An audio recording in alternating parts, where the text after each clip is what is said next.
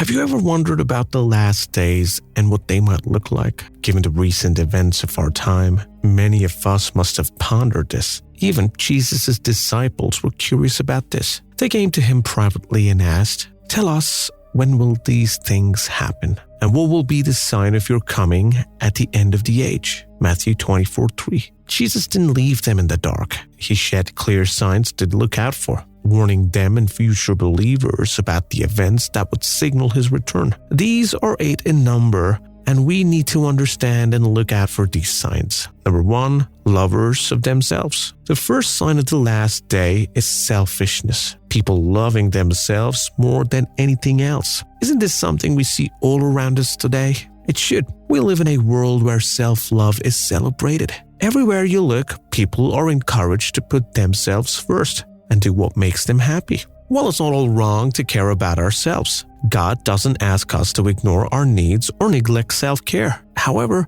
selfishness becomes sinful when it overshadows our love for God and others. Remember what Jesus said when he was asked about the greatest commandment? Love the Lord your God with all your heart, all your soul, all your mind, and all your strength, and love your neighbor as yourself. Mark 12:30-31. When we become self-centered, we forget these commandments. Selfishness isolates us, leading to broken relationships and a lack of true love. In fact, the very first sin committed by Eve in the Garden of Eden originated from selfishness. She wanted to be like God, prioritizing her own desire over obedience to him. But how do we overcome selfishness? By following the example of Jesus. He was the most selfless person to ever walk on the earth. Everything he did, healing the sick, feeding the hungry, enduring the cross, was for others. As believers, we are called to reflect that same selflessness in our lives. Number 2, lovers of money. Money is a tool. It's necessary for survival, supporting ministries, and helping those in need. But loving money is entirely different. It's dangerous and destructive. The Bible doesn't say money is evil, but rather, the love for money is the root of all evil. 1 Timothy 6:10. In today's world, we see people willing to do anything to gain wealth, whether it is lying, stealing, and even harming others. Some say things like, "I'd do anything for money," without realizing how destructive that mindset can be. Loving money more than God or others lead to greed, corruption, and spiritual emptiness. Jesus tells us in Matthew 6:33, "Seek first the kingdom of God and his righteousness, and all things shall be added unto you." When we prioritize God, everything else falls into place. Don't you think so? Money is meant to serve God's purposes, not to control our hearts. Number 3, boasters.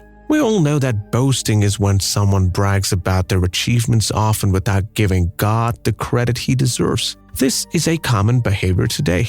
People show off their success, wealth, or possessions on social media, at work, or even in casual conversations. Even in churches, boasting has crawled in. Some leaders boast about the size of their congregation, their accomplishments, or their influence, forgetting that God is who makes all things possible. The Bible strongly warns against this in James 4:16. "But now you boast in your arrogance. All such boasting is evil." If we must boast, what could it be about? Let it be about what God has done. 1 Corinthians 1:31 reminds us, "Let the one who boasts boast in the Lord." 4. Pride. Pride is one of the most subtle yet destructive sin a person can commit. It has a way of creeping into our lives unnoticed, disguising itself as confidence, independence, or self-reliance. However, the pride that the Bible warns us about is far more dangerous. It is an attitude that disregards God and elevates oneself above others or even above Him.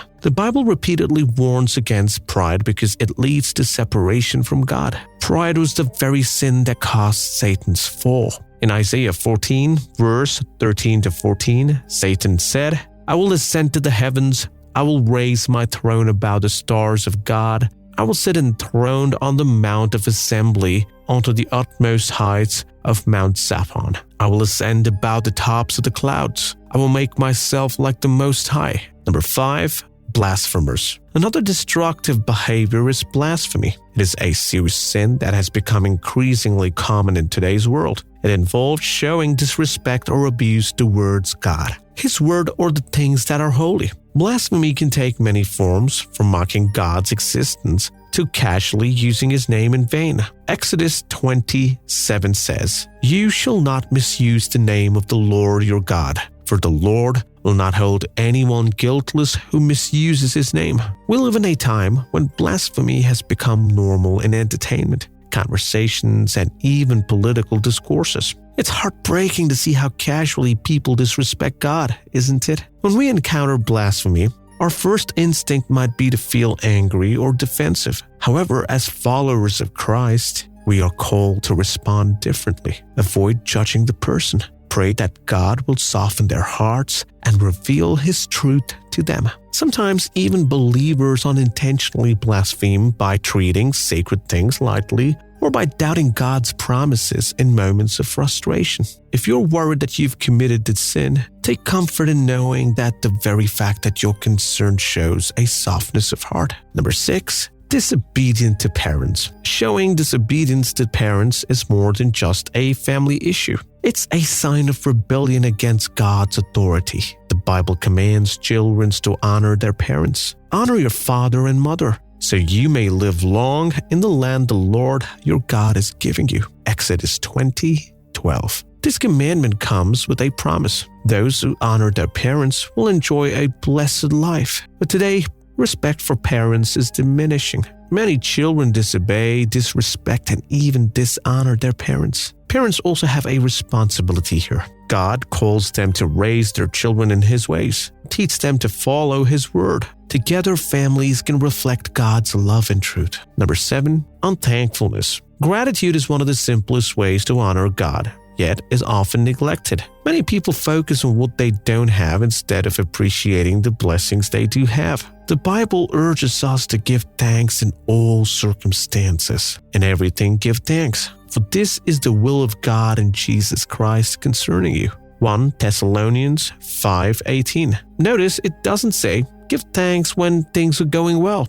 It says to give thanks for everything. This includes the challenges and trials we face because God can use those for our growth and His glory. Will this attitude be rewarded? Of course, yes. A heart of gratitude keeps us close to God and reminds us of His goodness. Number 8, unholiness. The final and the most important is being unholy. Holiness means being set apart for God, living in a way that reflects His purity and righteousness. But today, holiness is often mocked or ignored. What used to be considered sinful is now accepted as normal. It is in Hebrews 12:14 that the Bible has warned us. Without holiness, no one will see the Lord. Living a holy life doesn't mean being perfect, but it does mean striving to please God in everything we do. The psalmist asks in Psalm 24:4, "Who may ascend the hill of the Lord? He who has clean hands and a pure heart."